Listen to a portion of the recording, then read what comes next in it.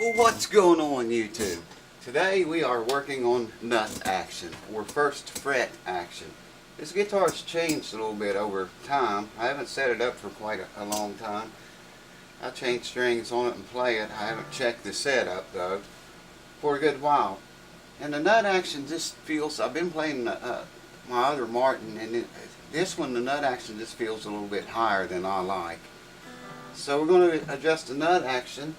But before we do that, that's the last thing you want to do. You want to get your action at the 12th fret where you want it.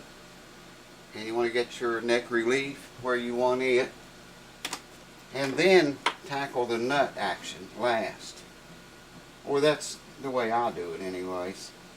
So just to get an idea on this action at the 12th fret, that's 5/64 on the bass side, and almost 4/64 on the high E string, 12th fret. That could be left alone right there. But let me bring the camera on over here closer, and we'll get into some detail on what we're doing here. Now you can see here I have 18 thousandths worth of gauges here, and you can see that's more than 18. That goes under there.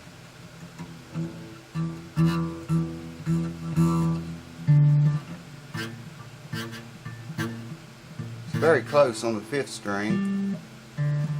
4th string can come way down. 3rd string's good. 2nd one I think is good. Yeah, it's okay. And 1st string is exactly 18 thousandths, exactly where we need to be with that. But you can see there, the gauge goes under the 2nd string, and I can still pluck it. So anyways, I like to have all of these at 18 thousandths. Now Gibson and some of those guys will tell you it's got to be on the 1st string. You know, they might say 16 thousandths and 18 thousandths, 25 thousandths, 38 thousandths. That's all bullshit. You know, you don't have to be that technical. Just do them all 18 thousandths.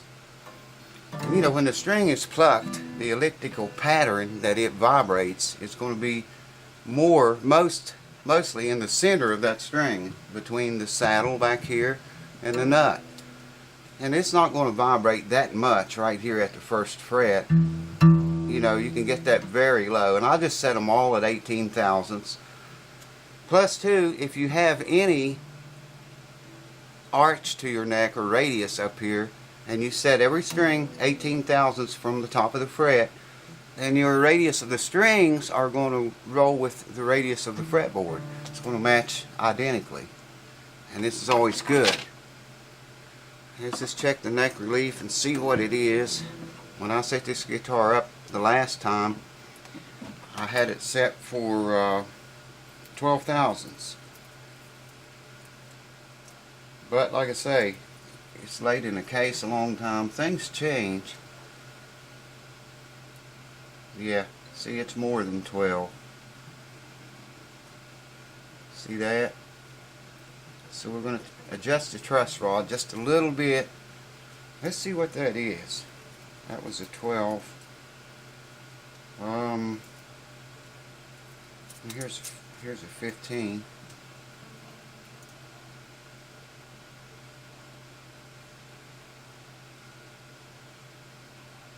It's 15 is what it is. 15 thousandths neck relief. That's I like 12. So the first thing we're going to do is loosen the strings. Why? Because you always loosen the strings before you tighten your truss rod. So hold on, I won't bore you to death with that. I'm gonna loosen the strings and loosen the truss rod a little bit and then tighten it up some. We'll come back and measure that relief again. Hold on. My apologies for all the noise in the background. That's air conditioning. I've done sweated all I'm gonna sweat, man, in these blistering temperatures after the big flood. I forgot to turn the camera on. What I did was loosen the strings, and then I used this and made sure I loosened the truss rod first. I always like to back them off first a little bit, especially on guitars that I don't know how long it's been since the rod had, you know, it could be seized in there, or, you know, I just like to loosen it the first, you know, little movement, and then tighten it up with the strings loose. So I did that, and I turned it less than about 1/8 of a turn probably, and that did it. See, I've got a 12 thousandths here now. Yes sir. 12 is a tiny bit tight, but you remember a few minutes ago how 15 went under there. Check this out. You'll see the string come up there. See that? It'll go under there, but you can see the string rising. So it's closer to 12 now than it was. Now we're still not going to have 18 thousandths nut action, I don't think, from that truss rod adjustment. I don't think so. No, see, the first string's okay. It's good. It's exactly at 18. It might change just a little bit. It's probably 16 now, but I'm not worried about the first string. Second one, there you can see the gauge under the string, and it still rings out. So that second one's got to come down. Second string's got to be lowered. Hold on. I keep forgetting to turn the camera back on, man. It's the second string. We want to know what gauge that is. I'll do it up here where you guys can see. It's like a 17. 16. 16, it's a 17 is what it is. Strings are old and rusty. I'm going to put new ones on it after this get the nut action. So I need a 17 thousandths nut file. Oh God, hold on, I gotta find nut files now. Okay, so I got a 17 thousandths nut file here now. And like I told you before, you don't want to just lay it in there and file however the file lands, okay? You want to put the file in the slot and then angle the file the same angle as close to exactly as you can with the headstock up here. I know I'm a little out of the picture, but the headstock is angled back, and you want to file in that same exact direction.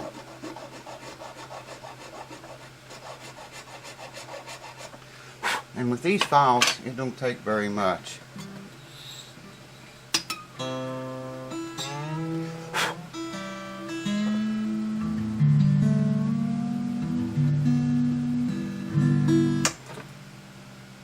So we're on the second string here.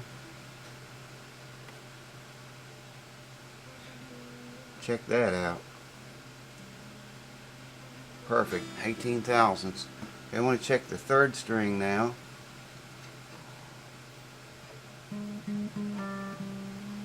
It just goes under there, and that's all. That's good. Fourth.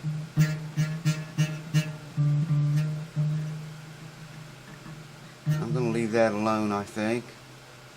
Fifth.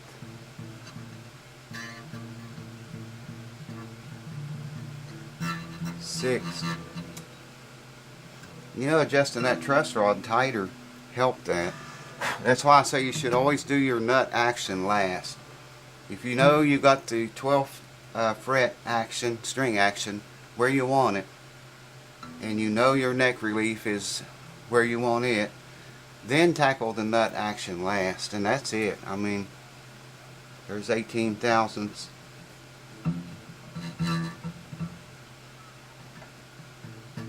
On every string, and you can tell it's just touching the string a little, just enough to it doesn't ring out, you know, like it did before we did this, if you remember. Well, it still rings out, but it is so close, man. I'm gonna go with that. I don't think I'm gonna file any more from the nut, because That is really good first fret action.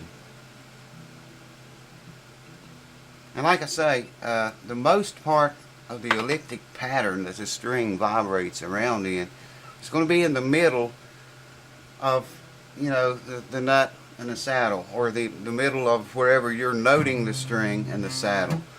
Now let's just say the middle of the anchor point, the anchor points. The biggest vibration of the string and movement of it is going to be in the center of where the two anchor points are. So if I got a bar chord right here, that moves that elliptic pattern's most activity in the center would be, oh, I'm out of screen, I guess, but okay, 12th fret is the center. Okay, that's where your strings are going to vibrate in the largest pattern. Okay, if I put a capo on the 2nd fret, that area moves down 2 frets also, the center where the string vibrates the most. So you can set your nut action down really, really low, guys. Make it comfortable to play, and it's not going to buzz. I mean, you know, there's no buzz in there. And we are ready for new strings. Hold on. So I got a set of Martin Silk and Steel strings. So you guys ever tried that? Put in the comments below how you like them, because I've never used them before. And someone mentioned them the other day, said you got to try them, so I bought a set. I'm going to put them on this guitar here and try them out, not in this video, but I may do a review on those strings and tell you what I think of them after I put them on here and play it a while. But there you go. That's the way I do my nut action, my first fret action. There's a million different ways to do a million different things, as we all know, but that's the way I do that. So I hope it helps some of you guys. Just keep in mind, you know, use the right size file for each string. You know, if it's a 17, use a 17 thousandths file. And they're marked. I got StewMac files. I paid an arm and leg and the left nut for it. But they are good files, man, if you can get them out of the case. And I got a whole bunch of them, different gauges. But and there again, if you set every string at 18 thousandths, or what your preference, it's going to follow the radius of the fretboard. You know, this shit, like I said a minute ago, of 16 thousandths on the first string, and 20 thousandths on the second, and 34 on the third, and 50 on the fourth. That's all. It's confusing and technical enough without, you know, crap like that. Just pick a number. Set your nut action at that number, what feels comfortable to you. Set them all the same. It's not going to vibrate. I already told you why. It's not going to buzz, or, you know, and nothing's going to happen. It's all going to be all right. It's going to be okay, baby. So there you go. I hope that helps someone sooner or later. Still don't know anything about the YouTube. They still haven't rejected my dispute or my appeal. Haven't done anything since the last video. Maybe by the time you see this they will, or maybe they'll shut me down before you see it. But I'm not going to fight them over that, piss on them. I mean, if, you know, it's 2 videos. If they let me leave them up, and, you know, I'll share the royalties, I guess, or turn the monetization off. I don't know. I'm rambling. Cheers to you. I'll see you soon. Hold on.